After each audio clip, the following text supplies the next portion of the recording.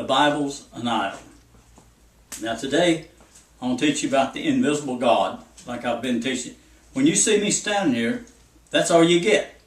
I don't have Bibles, I don't have churches, and I know I'm surrounded by 2,200,000,000 Bible worshipers.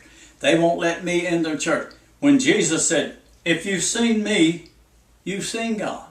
Now how could he tell Philip that? Because the Spirit was in him. Jesus said they receive the Holy Ghost not because they see it not. People want something they can see today. I was walking around here when I come to Jesus. I'd never been to church. I thought they was all alike. And I said, Lord, and I was praying an effectual, fervent prayer I needed to know. I said, Lord, which church do I supposed to belong to?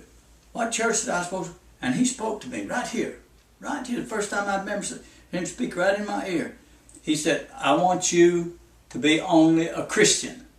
And I said, hey, that was the voice of God speaking to me. Now when the apostles went forth, what did they have? They didn't have a truckload of Bibles. They didn't have no big buildings. They didn't have them but the Holy Ghost. They preached the gospel with the Holy Ghost. Now what I'm telling you today is spiritual truth. And this is all you're going to ever get. If you can't accept me standing here, I'm standing here now, and God can tell me where to go, what to do, everything, where to live, because He lives in me. Christ lives in me. That's all you're going to get. Now you're looking at a man, they won't even let me in a church. Why won't they let me in other churches to speak? Because I'm liable to tell that the deacon is running around with the preacher's wife.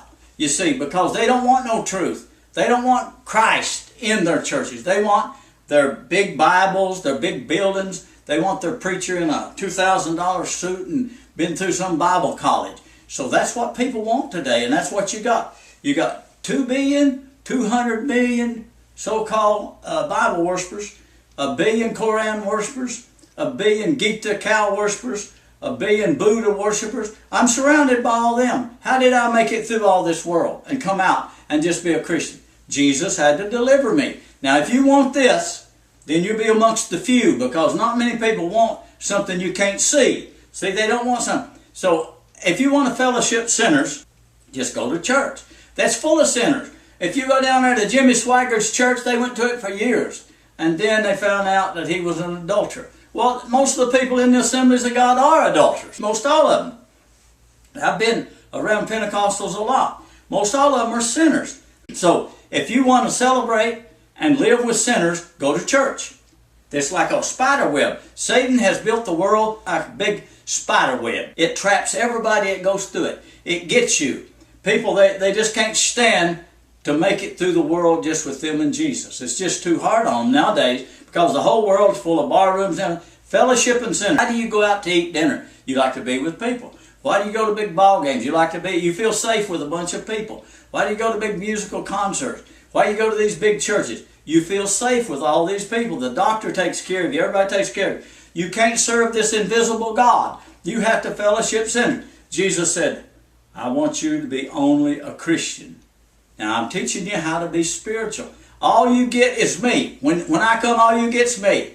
I don't have a book. I don't have a building. All I have is God in me. I tell you that God told me the Bible's an idol. It's the mark of the beast. They don't want to hear those words. They don't want to take this hard way. This is the crucified way. You must crucify your flesh. So Jesus told me, when I speak, just let Him speak through me. Speak the things He's put in me. And all these things I've taught you about how the Lord does this and how He does that. If you want to serve God, you've got to serve the invisible God. What did Jesus bring with Him? I'll tell you a little story to show you the difference between Jesus and the Holy Father.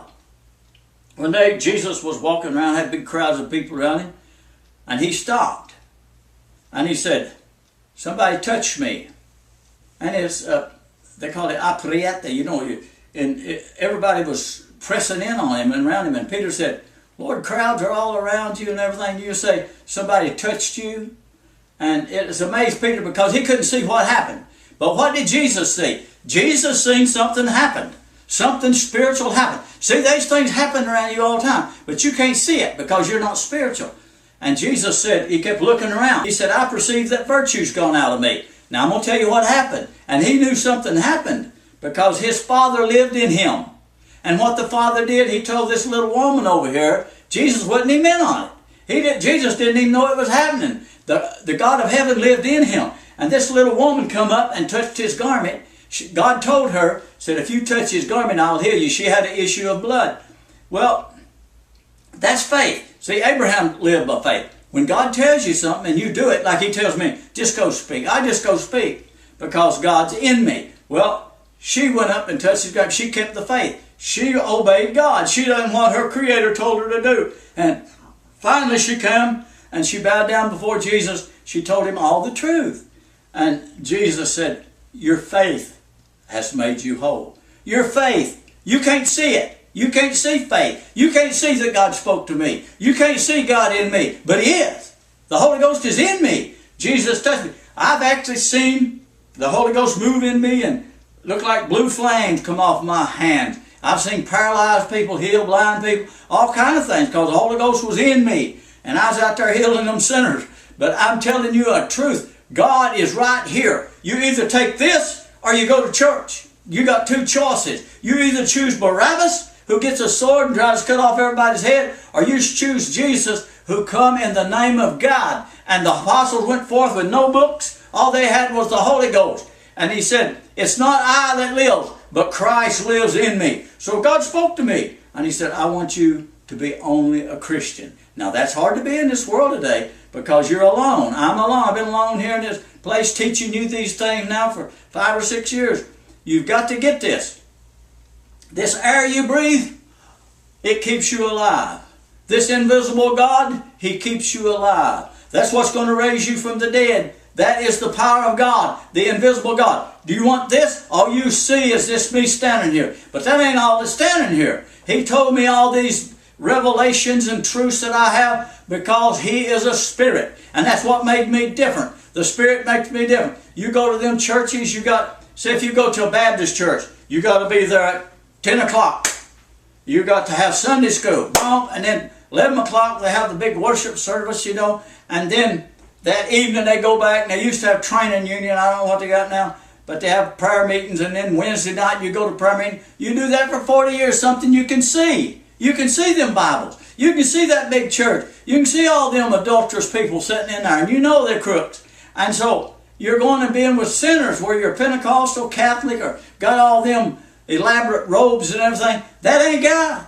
God is a spirit. He's invisible. He lives in me. This is his temple. You either make your choice. You're going to go with the invisible God, or you're going to go with the God of this world that built these big synagogues. They got some beautiful ones, the Mormons have, and Jehovah's Witnesses, and especially the Catholics. I've never been to St. Peter's Basilica, but they tell me that thing is amazing to walk in. You think they have to have something from God. No, that's the God of this world. God is outside of that. God lives in us. We're God's temple. This is the Holy Ghost. So make your choice. And then when you go down to die, remember what I told you. The only one's going to save you and take you into the spirit world is the spirits of God. And remember this, Jesus Christ has the keys of death. The Bible people don't have it. They come by me, help me, Harlan, help. No, I'm helping you right now. Believe in the invisible God, because he said, be only a Christian.